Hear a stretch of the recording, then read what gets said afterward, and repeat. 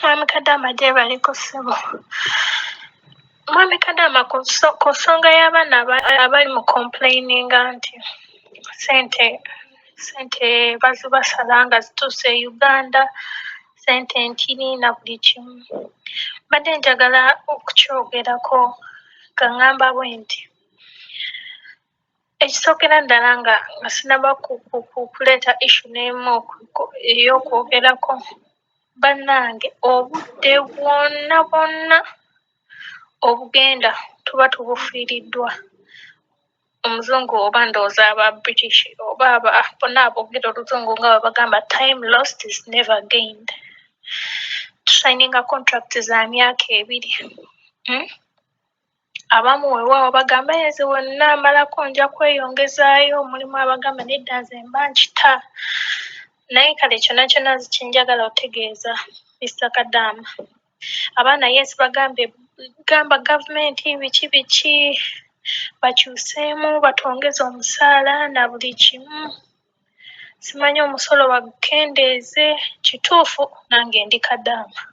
Sente batusala nnyingi ate n'ekirala tuva eri Mbusimaya n'emitwalo 9 gye batugambye otuuka wano bakuwadde tugambe 900, bwe zituuka ku akawunti yo ng'osukuma Uganda like rate yokka nga tezinaba nakutuuka Uganda oba oli 81,000 oba 82. Kitegeera kyokka baba bagambye bagenda tuwa 9 neeti. Kati nti ziri mu 81,82 ozisukumye Uganda oli mu 79,78. Oba okitegeera Mr. Kadaama. Kakati nze ensonga gye ngamba bakadaama bannange, tukaabirira gavumenti naye tegenda keera nkya oba tegenda kikola myezi 5 oba myezi 2 kukyusa eno sisitimu. Weewaawo tuyinza okukaaba ne bagikyusa emisono ne balekerawo okugisala kinene. Weewaawo tokisuubira kubanga Uganda mwena mumanyi ebiriyo economically ensi yaffe eri so down. Kubanga bizinesi ezisinga ennungi like ezaali zisasula omusolo zonna baazitundatunda zaggwamu. Kaakati ezirimu era kumpi za gavumenti laba zimmega ate bagenda sasula musolo ki? Oba okitegeera kyova abantu nga ffe tunyigiriziddwa kuba gavumenti yo yeetaaga ssente ate egenda zijja misolo naye emisolo egenda gijjawa kubanga bizinesi ezisinga zikendedde abantu tebalina mirimu. Era chance egenda gifunamu ffe bakadaama sinaki already gifunyemu ffe baani bakadaama kuba kati mpulira mbu waliwo n'omusolo buli afuluma ensi n'okuyingira ensi osasula $10. Oba okitegeera nanga babiwulira sibikakasa naye munnange mbiwulidde. So gavumenti ye enoonya buli ngeri ey'okutugyamu ssente through emisolo. Laba OTT oba okitegeera ebintu ng'ebyo of which si nti buli omu ajja kitegeera oba okitegeera nti nno gavumenti yo nga yo kale ensi yaffe nga yo economically tuli wansi kati gavumenti yo etwenga kibuzaabuza na incidences ezigenda. Anyway, I'm not a politician. Zikyenziza okugamba abaana nti mwene embeera Mr. Kadaama obwongo waffe buwagale like tubeere n'obwongo obuli sharp. Si kirungi kye ngenda okwogera naye ate kati nkole ki kubanga ffenna tuli bantu ba wansi fonna. Okitegeera tetulina kye tuli kyokka n'akatini ke tufuna bakatuggyako. Nze ngamba buli Kadaama gy'ali bw'oba ng'olina chance negotiatinga n'oyo mukamaawo kale kigenda kinene nnyo, it's broadened. Kitegeera nsobola okigamba mu ngeri nnyingi naye ngenda kuwa example kati ng'eno. Bw'oba okolera office bano simanya genda myezi 3 okole okomewo myezi 2 genda komawo oli ku advantage nti osobola ofuna ekiyumba. Bw'oba obakoledde ne bakusiima jjukira nabo batwetaaga. Osobola okubagamba ne bakwongeza ssente. Kitegeera muba mwagala nsigale myezi 2 gyo giweddeko myezi 3 bagambe nyongeza ssente. Bwe bakwongeza ssente beera mugezi. Kitegeera bino bye tubadde tusikuma simanya nina abaana biki yiiya engeri ki gy'ogenda olabirira abaana naye nga tosukuma buli kaseera ssente.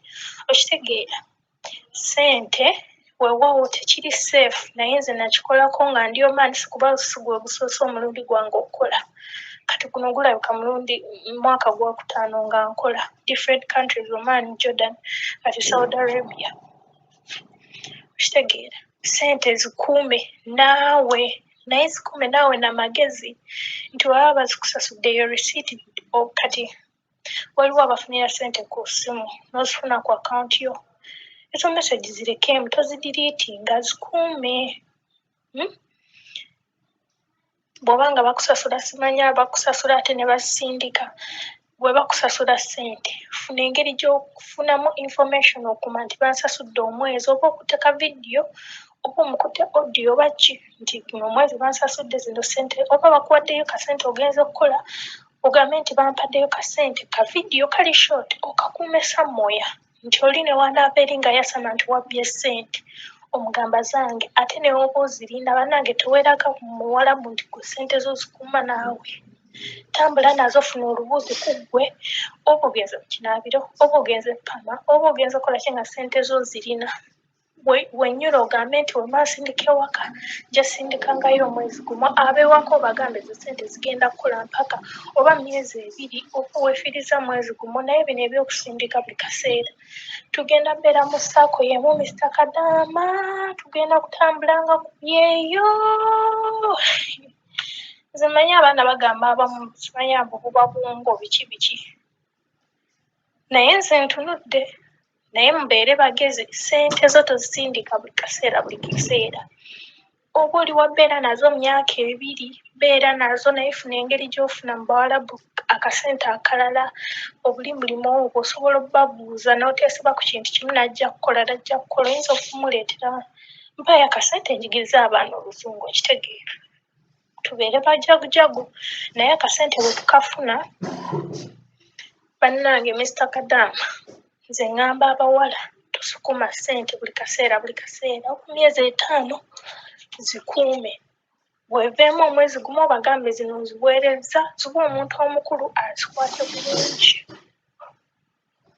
otherwise tewali kigenda kyuka era tukyayogera nnyo naffe tukyawuliriza nze njawuliriza naye tewali kigenda kyuka bwe kijja kyuka nga gwe n'ebbanga lyo lyaggwayo dda ate jjukira n'emyaka gigenda kate ogambe kanzireyo ku kyeyo gw'onoobeera ddi ku kyeyo bannange tugenda kutuula ddi ng'Abannayuganda tugambe kale nakikuba kyenkikubye zezino sente zenfunyemu kantuule ekyeyo kiri tempting ofuna ebizibu Uganda yaffe eyokya n'ogamba kanzireyo naye obeera wise it is the only way genda otutaasa okuwona ekyeyo naye ate nga tulina kye tukifunyemu ekitukakkanya emitima okutuula e Uganda kuba ate nakyo kijja yamba n'ensi yaffe kuba gy'oyongera okufuna ky'okozeewo n'owooli omulimu n'owoona omulimu bajja kubeera tebalina kuyegayaga kujja ku kyeyo